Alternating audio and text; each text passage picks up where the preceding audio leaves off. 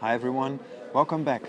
Let's take a look in this second feedback video on the things that you have produced this week.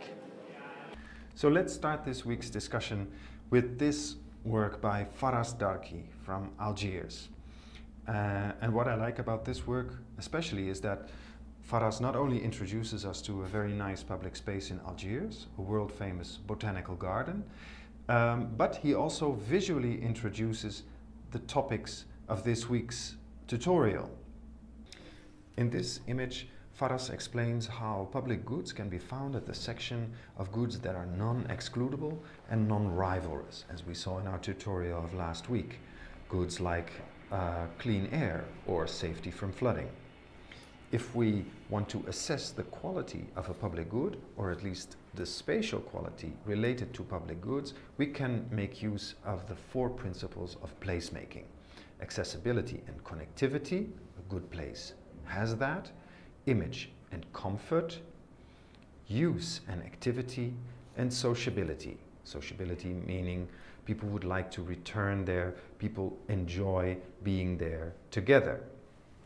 Okay, here are 2 drawings by Mingyi Su from Taipei in Taiwan and Sebastian Balut from Warsaw in Poland. And they have made drawings about the same topic, water safety, the issue that we addressed in our tutorial last week. And if we look at the situation in Taipei, we see that there is an element that functions like a big wall separating the water side from the city side. And even though you can get from one side to the other, the relationship between urban life and recreational life is very limited. It's very clear that this is necessary, this wall, because here you see the highest point of the flooding in 2001. So it's obvious that something has to be done. But Mingyi says, why don't we transform this element into a landscape which is accessible, which makes this side and that side better connected, which has image and comfort, which is a beautiful space to look at, and which can be used in a much better way than this old wall. And because of that, perhaps we can expect a more sociable space, a place where people will want to come to meet each other.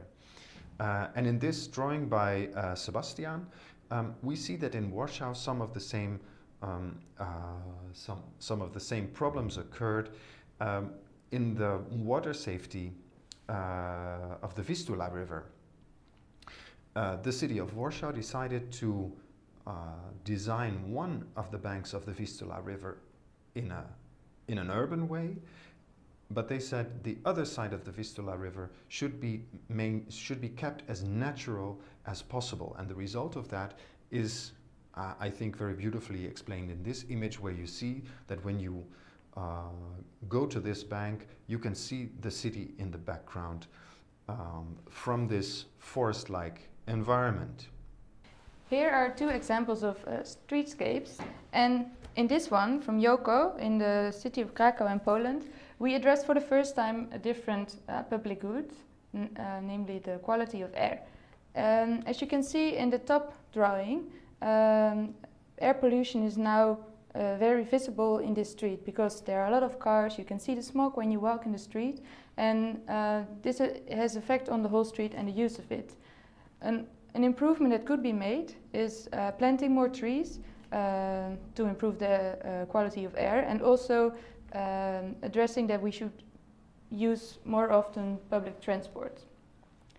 Another cityscape is this from Sasha Ziuzina. She addresses not the point of air pollution, but more of the quality of space.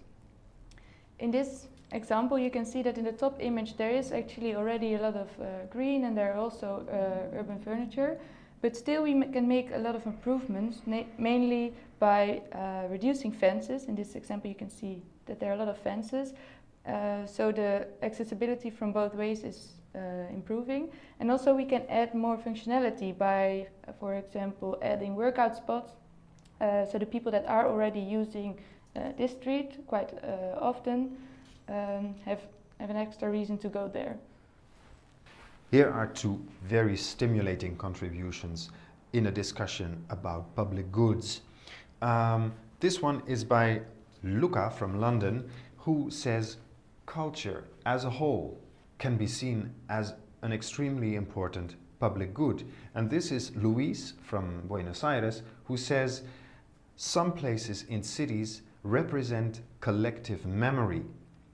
Everybody will miss them if these places are gone, and they have been around for so long that everybody has a relation to them.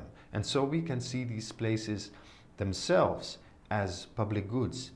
They represent the collective memory of the city.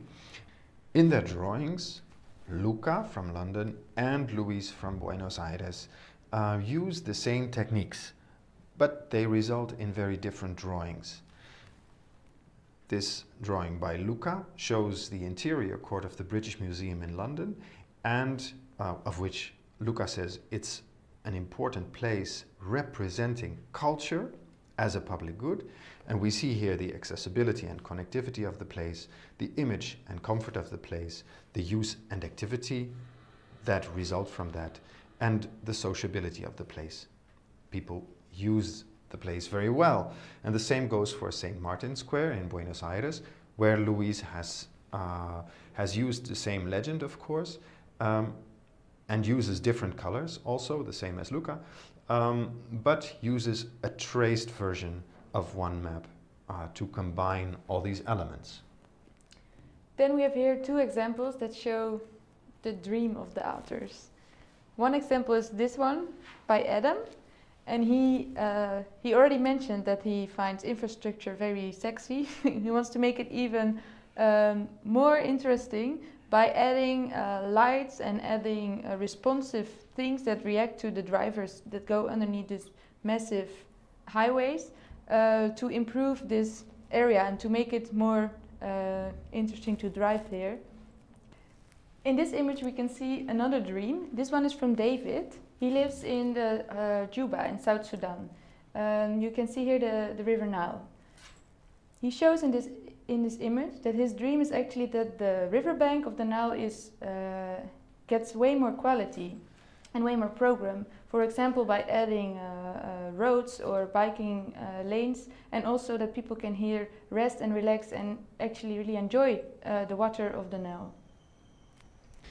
So we would like to end this week's discussion with this work by Colette Brown, who already impressed us last week with her beautiful minimalist map of Buenos Aires, her hometown. And the point that she tries to make in this drawing, we think, is that the most important public good of all is in a way life itself, which takes place in our streets and public spaces. And with her poetical tribute to street life, we say goodbye to you and hope to see you again next week.